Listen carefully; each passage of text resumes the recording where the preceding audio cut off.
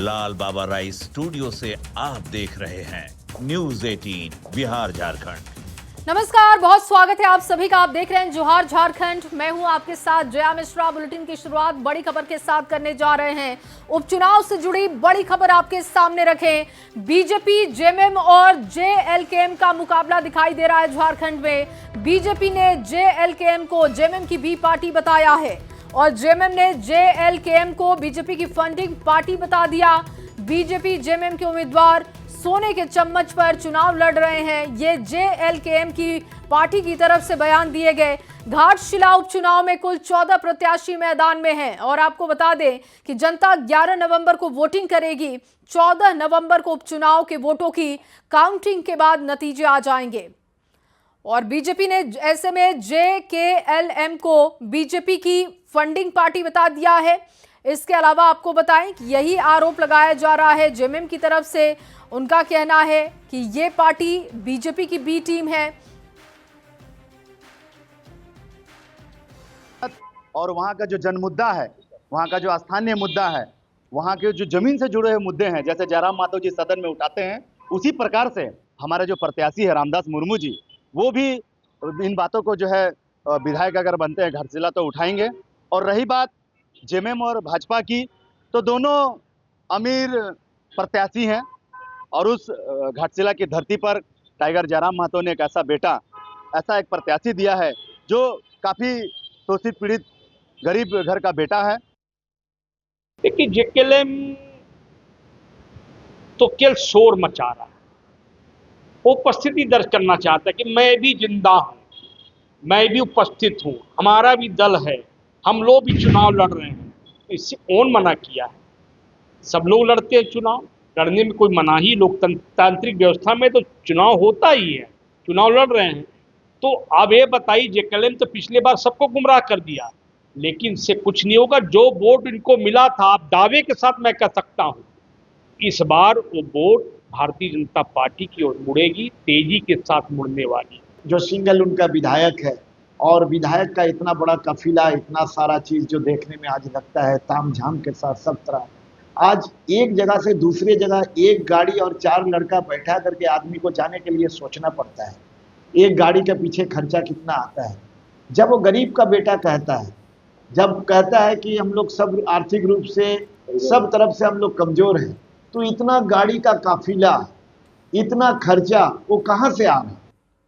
घाटशिला उपचुनाव को लेकर अब जो है 14 प्रत्याशी इस राजनीतिक मैदान में उतर चुके हैं। हालांकि झारखंड मुक्ति मोर्चा और भारतीय जनता पार्टी के बीच जो है टक्कर का मुकाबला बताया जा रहा था, मगर इसी बीच जेकेएलएम के प्रत्याशी ने एंट्री कर कहीं ना कहीं इस पूरे घाटशिला उपचुनाव की राजनीति जो है वो तिनकोनीय कर चुकी है। हालांकि तमाम राजनीतिक पार्टी के प्रत्याशी अपने अपने जीत का दावा कर रहे हैं, मगर अब देखना यह है कि 14 प्रत्याशियों की किस्मत पर जनता जो है 11 नवंबर को वोट करेगी और 14 नवंबर को पता चलेगा कि जनता ने किस प्रत्याशी को अपना विधायक चुना है। घाटशिला से न्यूज 18 के लिए आशीष कुमार तिवारी। और वहीं उपचुनाव को लेकर सियासी आरोप प्रत्यारोप भी तेज है। देखिए, जेएमएम ने बीजेपी पर 100 करोड़ खर्च करने का आरोप लगा दिया, तो वहीं उस पर बीजेपी ने पलटवार करते हुए बीजेपी की जीत का दावा किया। के पहले तक तो वो दावा करेंगे, पॉलिटिकल पार्टी हैं, चुनाव में उम्मीदवार खड़ा किए हैं, 50-100 करोड़ रुपए खर्च कर रहे हैं, तो जब तक परिणाम नहीं आ जाता है तब तक तो वो जीतेंगे ही। परिणाम आएगा, जमानत बचा लेंगे तो उपलब्धि होगी उनकी। बाकी तो नज़र और नज़रिया अपना अपना है, किस चश्मे से कौन देखता है। वहाँ की जनता से जाकर पूछिए, रूबरू होइए, आपको पता चल जाएगा लड़ाई एक तरफा है।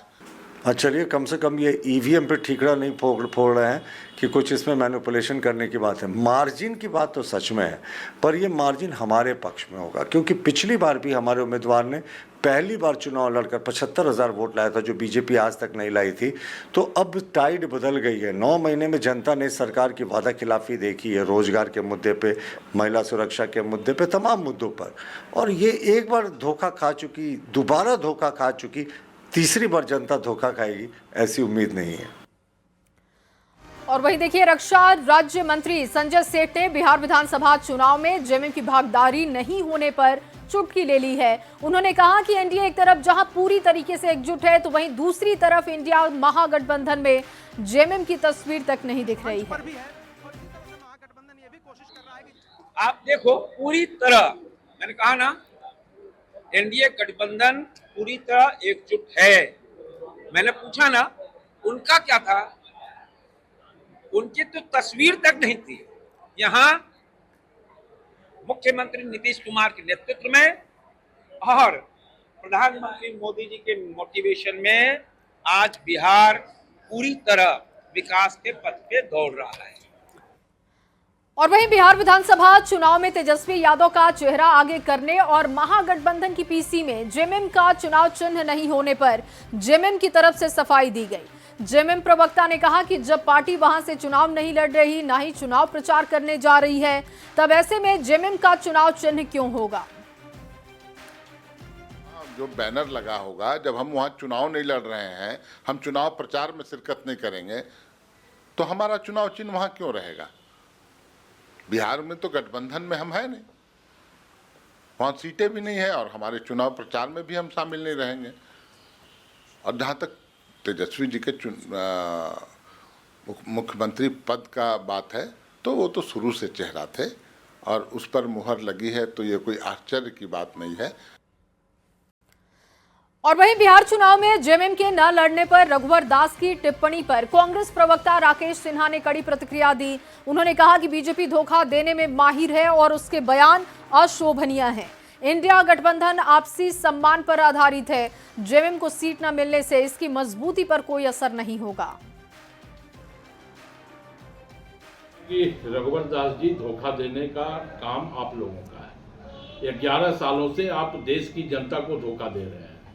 देश के तमाम पूंजीपतियों को आप देश की संपत्ति गिरवी रख दे रहे हैं। 10,000 रुपया के लिए किसान आत्महत्या करने पर मजबूर है। तो धोखा देने का काम आपका है। हमारे अंदर सब कुछ ठीक ठाक है और यही बेचैनी भारतीय जनता पार्टी के लोगों में व्याप्त है कि इतना होने के बावजूद भी इंडिया गठबंधन पूरी तरह सशक्त और मजबूत कैसे और क्यों है। और चलिए आगे बढ़ते हुए आपके सामने एक बड़ी खबर रखे। रांची से ये बड़ी खबर, मनिका विधायक को कोर्ट से राहत मिल चुकी है। रामचंद्र सिंह को कोर्ट से बड़ी राहत मिली। उनके खिलाफ दाखिल चुनाव याचिका खारिज की जा चुकी है। हरि कृष्ण सिंह ने हाई कोर्ट में याचिका दायर की थी। हाई कोर्ट ने इलेक्शन पिटीशन को सुनवाई योग्य नहीं माना और 45 की जगह 98 दिन में याचिका दाखिल की गई और देखिए इसको खारिज किया जा चुका है। और इसी के साथ रामचंद्र सिंह को कोर्ट से बड़ी राहत मिल चुकी है। उनके खिलाफ याचिका लगाई गई थी, हाई कोर्ट में ये याचिका दायर की गई थी और हाई कोर्ट ने इलेक्शन पिटीशन को सुनवाई के योग्य नहीं माना। दरअसल 45 की जगह 98 दिन में याचिका दाखिल की गई और तमाम इन दलीलों के साथ हाई कोर्ट की तरफ से याचिका को खारिज किया गया। और वहीं झारखंड में होने वाले निकाय चुनाव को लेकर एक तरफ सरकार तैयार है तो दूसरी तरफ सियासत भी जोर पकड़ रही है। जेएमएम और बीजेपी आमने सामने है। प्रवक्ता मनोज पांडे ने कहा कि दिसंबर में निकाय चुनाव कराने को लेकर सरकार तैयार है, लेकिन अगर एसआईआर लागू करने को लेकर इसमें देरी होती है तो इसका विरोध होगा। बीजेपी ने जेएमएम के इस बयान पर पलटवार किया। तैयारी तो सरकार अपने स्तर से बहुत तीव्र गति से कर रही है और हम लोगों का मानना है कि चुनाव दिसंबर में संपन्न करा लिए जाते हैं।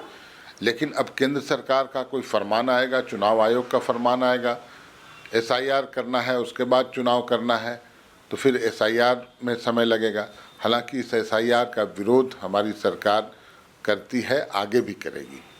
देखिए, वोटर लिस्ट में संशोधन करना, नए नाम जोड़ना, नए नाम हटाना, ये पूरे तरीके से प्रेरोगेटिव जो है इलेक्शन कमीशन का है। पर ये बेसिक ज्ञान जेएमएम के नेताओं से उम्मीद करना बेमानी सी बात है।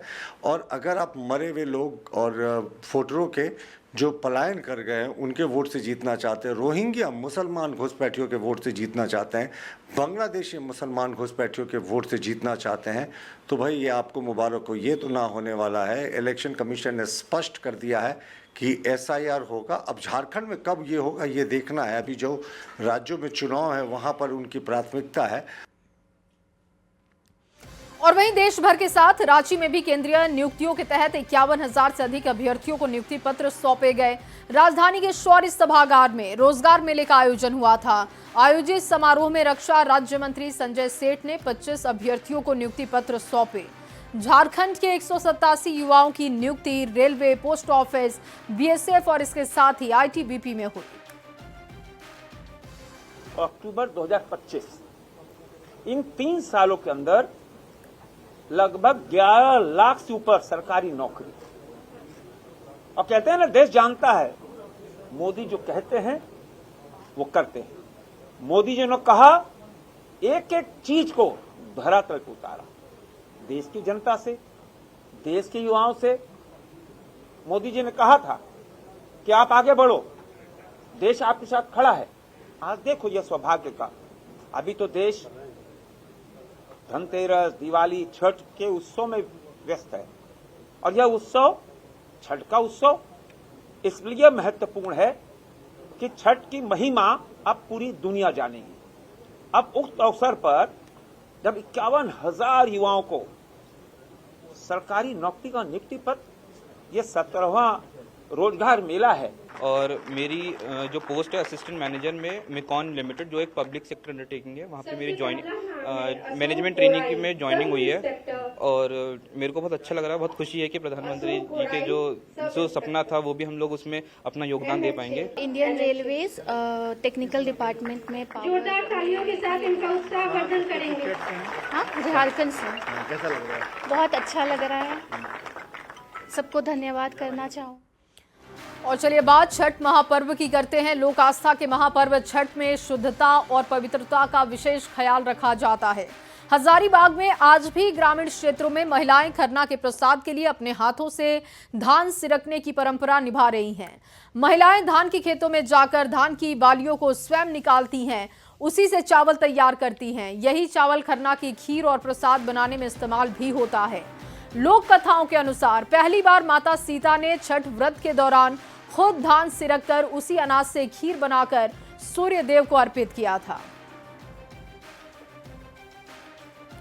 झारखंड, यूपी, बिहार में लोक आस्था का महापर्व छठ पूजा का काफी महत्व है। लेकिन सबसे खास बात आज हम करेंगे कि खरना के दिन जो है वो नई धान की नई बाली से जो चावल निकाली जाती है, उसकी एक अहम परंपरा पुराने सदियों से चलती आ रही है। हमारे साथ कुछ स्थानीय महिलाएं हैं, ग्रामीण क्षेत्र की महिलाएं हैं, जो कि अभी धान के खेत पहुंची और ये जो है धान सिरकने के लिए आई हैं। ये धान सिरकना ये होता है कि ये धान को जब सिरक के हम लोग जो इसका नया चावल है वो बनाते हैं, उसका खीर बनाते हैं खरना के दिन। और खीर को हम लोग खाते हैं। जो मतलब उपवास करती है, जो महिला छठ करती है, वो सबसे पहले ये पारण करती है खीर का थोड़ा सा। जब कोई महिला थोड़ा खाती, जिसको जितना इच्छा किया बस थोड़ा सा नाम को खाती है, वो बाकी वही प्रसाद सब कोई खाता है। बहुत महत्व है ये वाला धान सिरकने के लिए।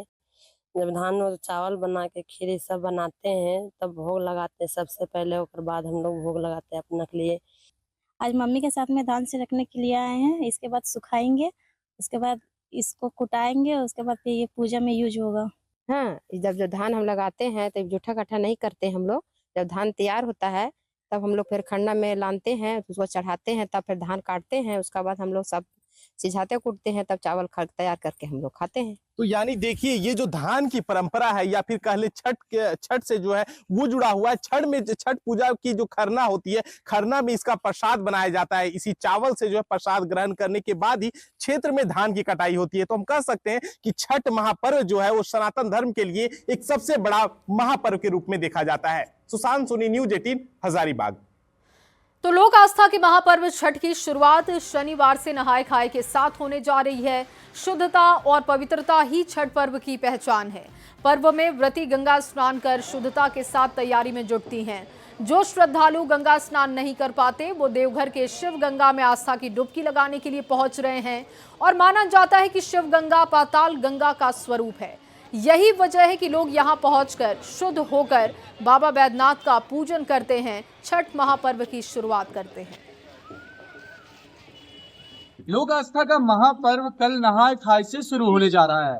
4 दिनों तक चलने वाला यह पर्व शुद्धता पवित्रता के लिए माना जाता है। इस वक्त हम मौजूद हैं देवघर शिव गंगा में। इसे गंगा का ही प्रारूप कहा जाता है। आप देख सकते हैं कि भारी संख्या में झारखंड सहित बिहार से सीमावर्ती राज्य और जिलों से भी लोग यहाँ पर पहुंच रहे हैं। और जो गंगा स्नान नहीं कर पाते हैं वो शिव गंगा स्नान करते हैं और उसके बाद इस पवित्र छठ को करते हैं। आपको बता दें कि शिव गंगा में खास घाट भी बनाए जाते हैं शिवगंगा के बीचों बीच एक भव्य सूर्य मंदिर का भी निर्माण कराया जाता है। इसके अलावा नगर निगम के द्वारा लगातार शिवगंगा तालाब की जो है साफ सफाई कराई जा रही है। बैजनाथ के दरबार में शिवगंगा पर आते हैं क्योंकि यह छोटी शिवगंगा के रूप में जाना जाता है और आस्था के महापर्व पर जो है वो अपना जो क्रियाक्रम होते हैं वो क्रियाक्रम करके स्नान ध्यान करके मंदिर की ओर प्रस्थान करते हैं। भगवान सूर्य से नमन करते हैं और कहते हैं कि हे भगवान छठ व्रत अच्छे ढंग से हो जाए। तो शिवगंगा धार्मिक दृष्टिकोण से काफी महत्वपूर्ण हो जाता है। जो लोग गंगा नहीं जा पाते हैं वो शिवगंगा में आकर आस्था की डुबकी लगाते हैं और इस महान पर्व की शुरुआत करते हैं। तो कुल मिलाकर हम कह सकते हैं कि आस्था की नगरी देवघर में छठ को लेकर काफी उत्साह देखा जा रहा है। लगातार जो है यहाँ पर श्रद्धालु पहुंच रहे हैं और शिवगंगा में आस्था की डुबकी लगा रहे हैं। मनीष दुबे, न्यूज़ 18 देवघर। और चलिए इस बीच आपके सामने एक बड़ी खबर रखे। रांची से ये बड़ी खबर, बुंडू में हथियार तस्कर की गिरफ्तारी की गई। सुजीत सिन्हा गैंग से जुड़ा हुआ है ये तस्कर। पिस्टल गोली के साथ दशरथ गिरफ्तार किया गया है। जमशेदपुर में रंगदारी मांगने की तैयारी इसकी बताई जा रही है और पाकिस्तान से ड्रोन से मंगाए गए थे हथियार। रांची में कुछ दिन पहले सुजीत गैंग के अपराधी गिरफ्तार हुए थे। सुजीत गैंग का ध्वस्त हो रहा है नेटवर्क और देखिए सुजीत गैंग के नेटवर्क से ही एक तस्कर की गिरफ्तारी की गई है। बताया जा रहा है कि रंगदारी मांगने की तैयारी थी, उससे पहले पुलिस ने इसे गिरफ्तार कर लिया।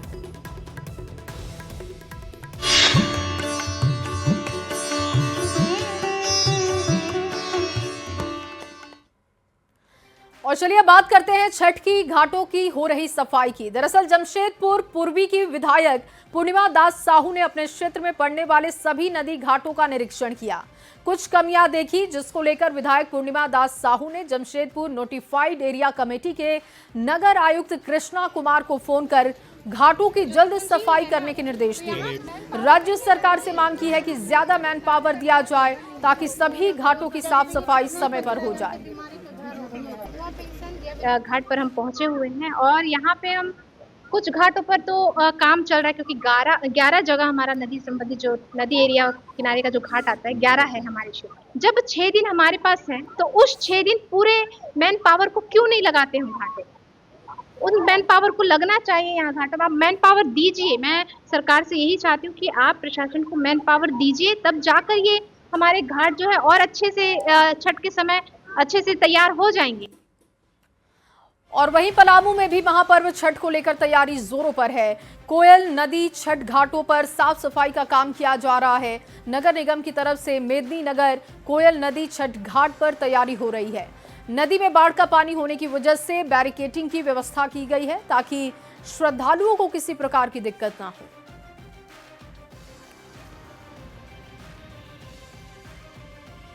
ज्योतिपुंजी ही है ना।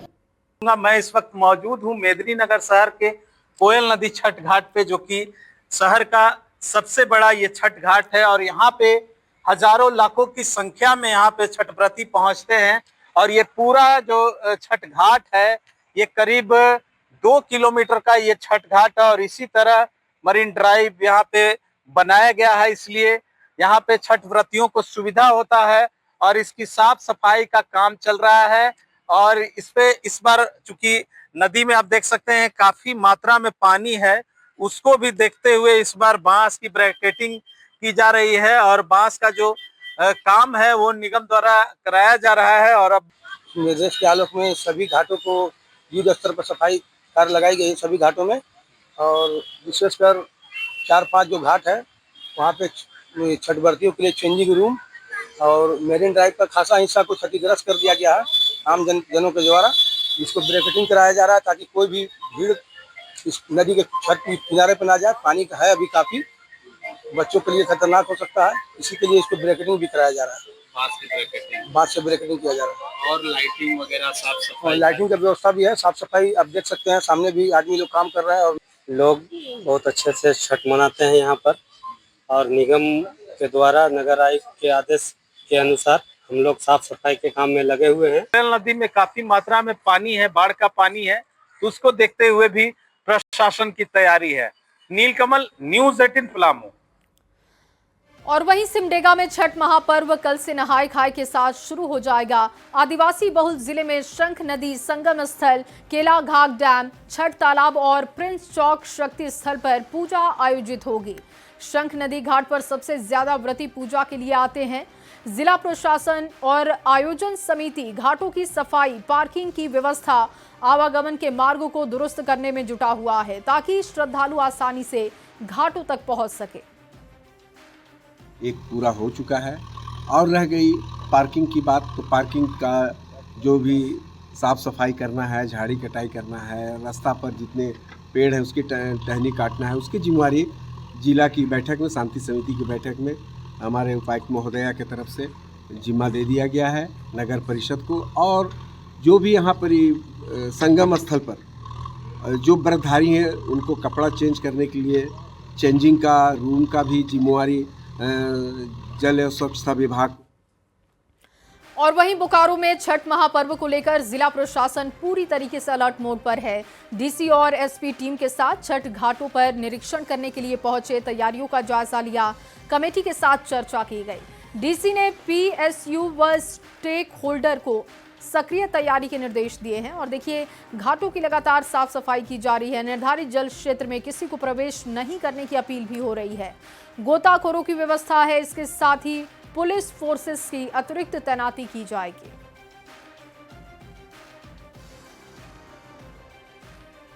और चलिए, इसी खबर के साथ इस बुलेटिन में बस इतना ही। आप बने रहिए न्यूज़ 18 बिहार झारखंड के साथ।